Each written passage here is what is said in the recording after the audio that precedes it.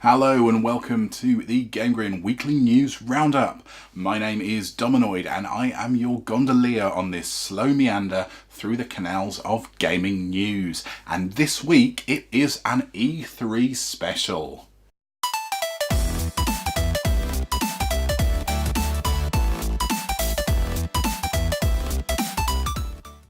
So first up, and Microsoft had an incredibly busy conference with 50 games being shown off.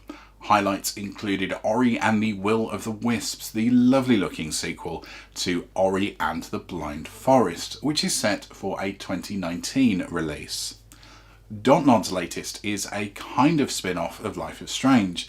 The awesome adventures of Captain Spirit is set in the same universe, but takes place entirely in one small boy's bedroom and imagination. It will be available on the 26th of June 2019, and the developer have said it will give us a taste of what to expect from Life is Strange 2 later in the year. Now, Crackdown 3 also got another showing, with Terry Crews looking just as badass as he always does, even more so with giant guns in tow.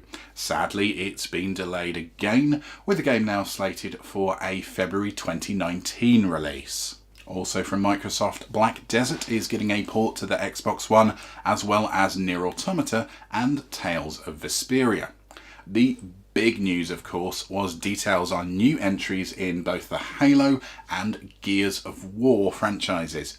The first CGI trailer for Halo Infinite was shown, and we now know that we'll be seeing a lot more of Master Chief once again this time around. There's no release date yet, but we do know that the game will be getting a custom engine named Slipspace. And Gears of War 5 was the big Xbox exclusive that set the crowd off. With the winning formula not being changed much, we can expect to see Gears of War 5 in 2019 with an enhanced version on the Xbox One X. Ubisoft opened their show with a cuddly dancing giant panda. Now, you can't get much better than that, but they did do their best to at least try and top the now customary song and dance number for Just Dance. A new trailer for Beyond Good and Evil 2 opened up, showing just how pretty the long-awaited sequel is set to be. We also learnt a bit about the Hit Record service, which seems to be a way for fans of the game to get their artwork used in the game without receiving proper payment for it. Yay for exposure! It's fronted by that bloke who used to be in Third Rock from the Sun. The Division 2 got a big showing as well, with a story trailer telling us how everyone died on Black Friday thanks to a smallpox virus being released onto notes. Only those of us who are in the 21st century and use cards and contactless were survivors. The story goes on to tell how only you and the other fellow survivors can save Washington, D.C. Of course, it wouldn't be an Ubisoft presentation without Assassin's Creed, and this year was no exception. Coming on the 5th of October, Assassin's Creed Odyssey will see you travel to ancient Greece and meet Socrates amongst other famous historical figures. This time round, the game gives you a choice of protagonist gender for the first time in the series' history. EA's usual sports staples of FIFA, Madden and the like were all on display as you might expect, with Madden finally returning to the PC after a 10-year absence, and FIFA coming to all the usual suspects including the PC and Switch. The first major gameplay reveals of Anthem came, with BioWare's Epic being the closer of EA's show. The title will be both single player and multiplayer, and it is set to see extra content added through the game's lifetime as part of EA's Games as a Service initiative. Unravel 2 got its first public outing, and in harking back to Sega's disastrous Saturn launch of E3 days gone by, it was announced that the game is out right now. Hopefully, things work out better for Unravel than they did for Sega with the Saturn, as we really like that little woolen guy here at GameGrin. There was also a lot more news on Battlefield 5. The game is looking absolutely lovely and it's expected to be the most immersive in the series, with breakable windows to be dived through and movable weaponry on the battlefield, giving a whole new dimension to the combat. Also, the news that the game will not have a premium pass or loot boxes was hugely welcomed by the audience. And of course, there's a Battle Royale mode because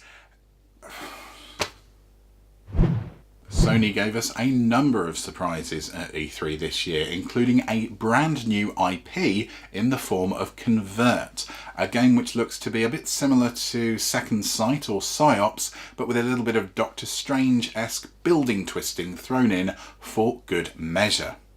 There was a rapturous reception for the revelation of a remastering of Resident Evil 2, with the trailer for the zombie remake getting a huge round of applause. Ghosts of Tsushima showed some utterly brutal combat and a stunning looking game world, as we saw both a new trailer and some gameplay footage. There was a lot of Last of Us 2 content, including a really touching moment between Ellie and her girlfriend, a new character set to be in this sequel, which was interrupted by a flashback to the violence and horror that we're reminded the game is ultimately about. Norman Reedus was also back once again with new footage for Death Stranding.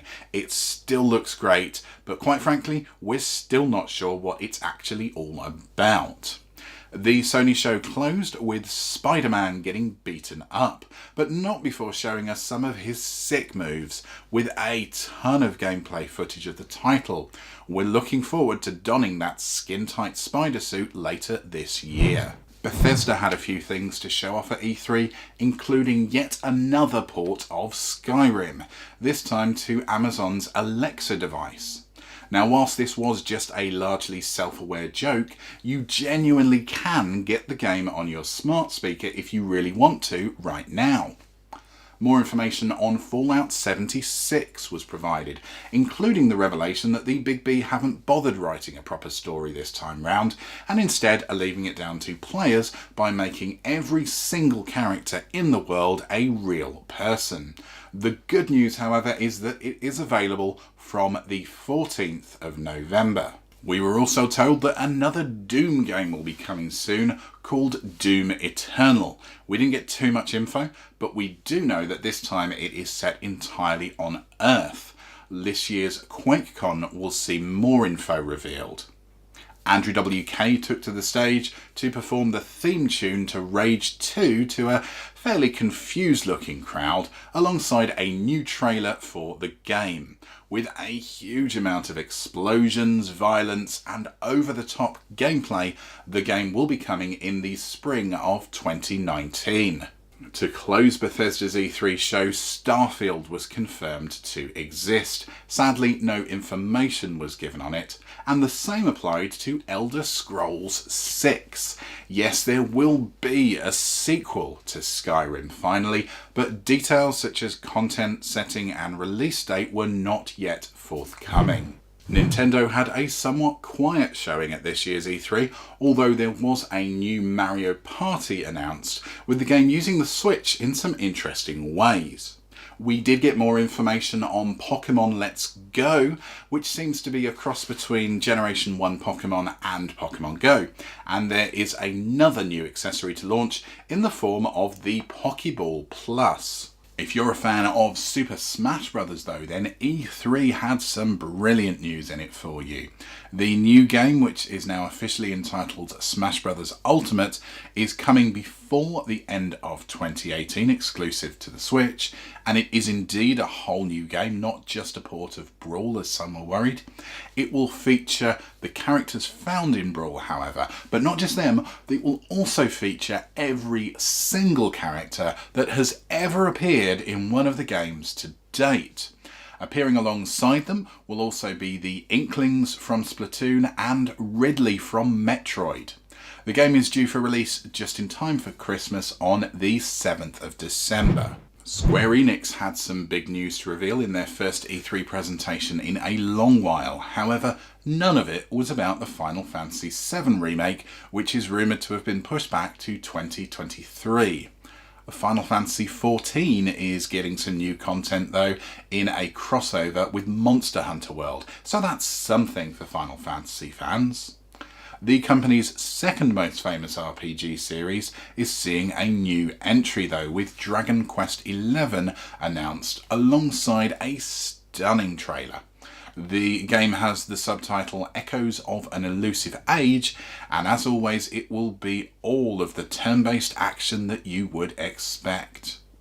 Octopath Traveler also got a new trailer, as did Kingdom Hearts 3, with the characters from Frozen taking much of the screen time. The Quiet Man was announced, with the new IP being an incredibly pretty looking game with a seemingly gritty plot.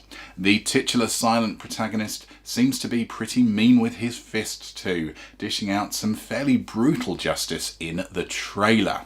And talking of brutal justice, there was a trailer for a fourth instalment in the popular Just Cause franchise, with Marco back to blow up everything in sight once more. Even better news is the fact that it is nearly finished already, with a release date set for the 4th of December 2018.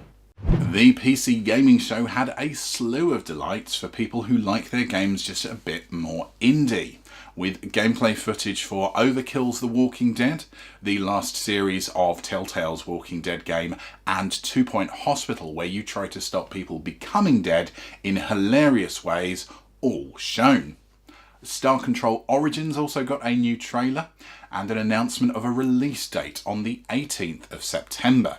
Now, the game may have been the subject of some controversy due to an ongoing legal dispute recently, but my word is it pretty. The big news was the revelation of Hitman 2, IO taking their newfound freedom by the horns and creating a stunning looking trailer for their first independent title starring Agent 47. The trailer showed a bunch of new weapons, including a frying pan and a fish.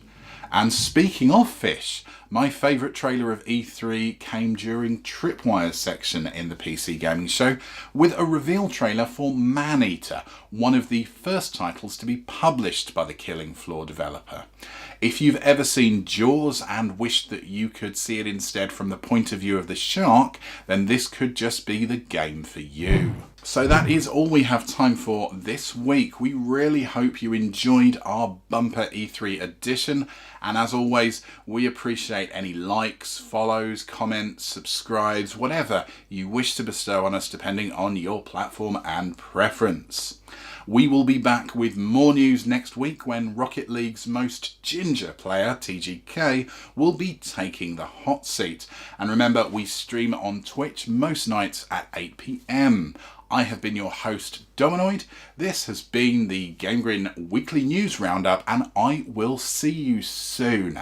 But until next time, game on.